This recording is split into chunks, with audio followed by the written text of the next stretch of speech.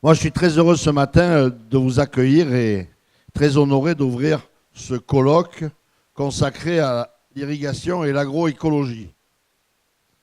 L'initiative de ce colloque revient à trois organisations majeures qui œuvrent chacune à leur niveau, qu'il s'agisse de recherche ou de développement, dans le domaine de l'agriculture irriguée.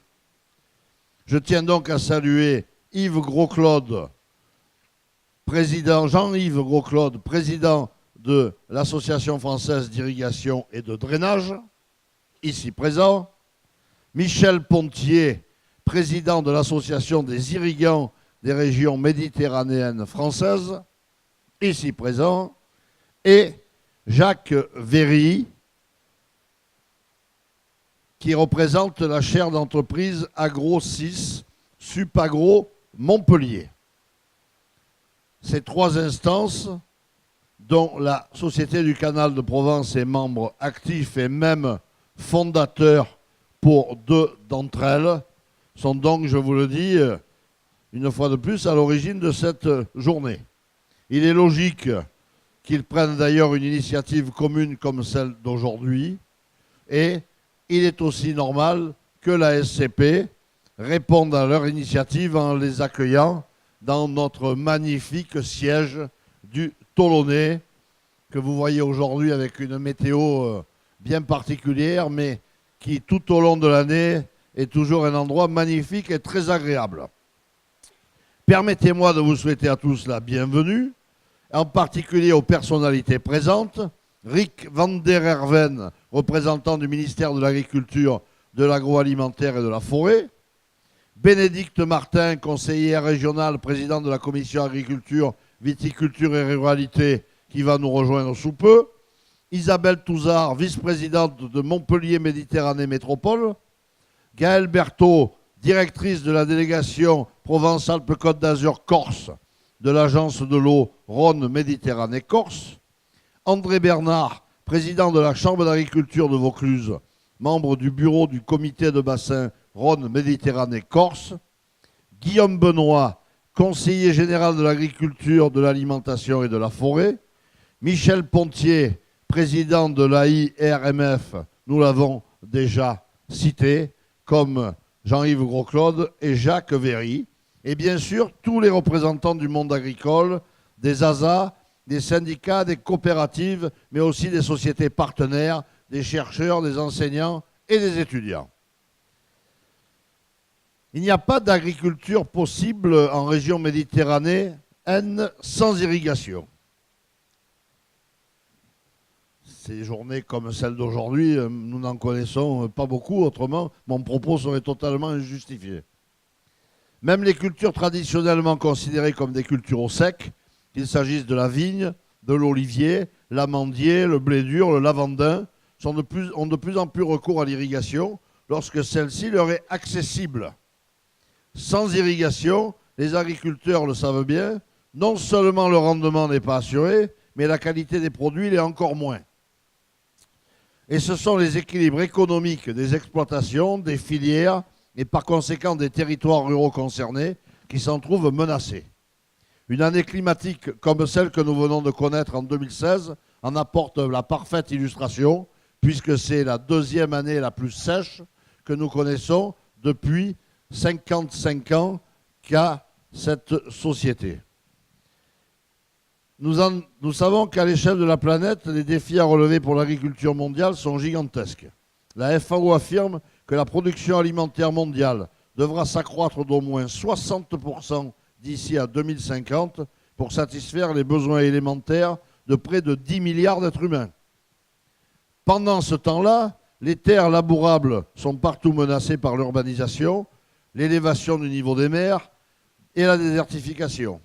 Les effets du changement climatique se font déjà sentir et de nombreux systèmes agraires se dégradent, en particulier en Asie du Sud, en Afrique de l'Ouest et sur la rive sud de la Méditerranée.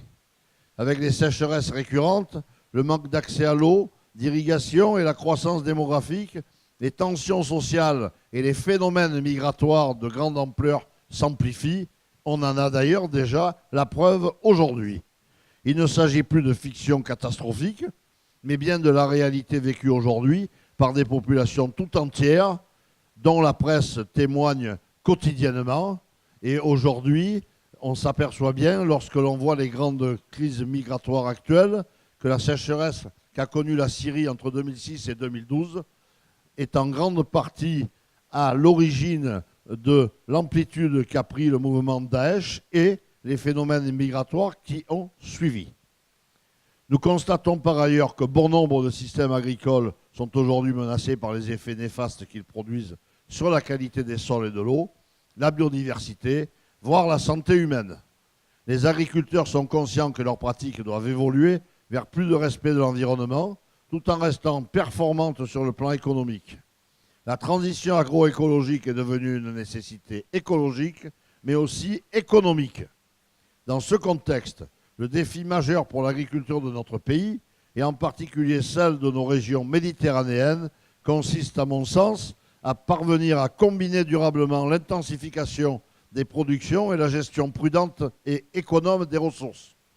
L'eau en particulier, bien sûr. Il faut à la fois mieux gérer l'eau et les sols, améliorer la productivité et les revenus agricoles et réussir l'adaptation au changement climatique. Voilà ce qu'est l'enjeu de l'agroécologie. Pour relever ce défi, l'agriculture a besoin d'avoir son accès à l'eau sécurisé, ce qui signifie que les politiques publiques doivent soutenir l'investissement et la rénovation des ouvrages hydrauliques agricoles. C'est d'ailleurs ce que nous nous efforçons de faire en région Provence-Alpes-Côte d'Azur, grâce à la Société du Canal de Provence et d'aménagement de la Société provençale. L'agriculture, quant à elle, doit améliorer ses performances agronomiques et faire plus avec moins. Moins d'eau, moins d'intrants, moins d'énergie. Avec l'appui de l'ensemble des structures de recherche et de développement que vous représentez, elle doit résolument s'engager dans l'évolution de ces pratiques vers une agriculture durable, qualifiée d'agroécologique. Comment l'irrigation peut y contribuer? C'est tout l'objet de ce colloque et j'espère que vous y répondrez d'ici ce soir.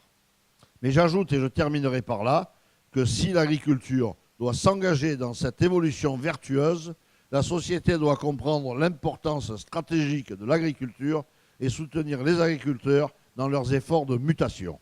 L'agriculture n'est pas une activité économique comme les autres. Elle ne peut pas être une simple variable d'ajustement des politiques environnementales. Elle a besoin de véritables politiques d'aménagement et de développement qui prennent en compte les enjeux locaux, mais aussi les enjeux globaux évoqués plus haut. Alors, je compte sur vous. Je vous souhaite une journée fructueuse.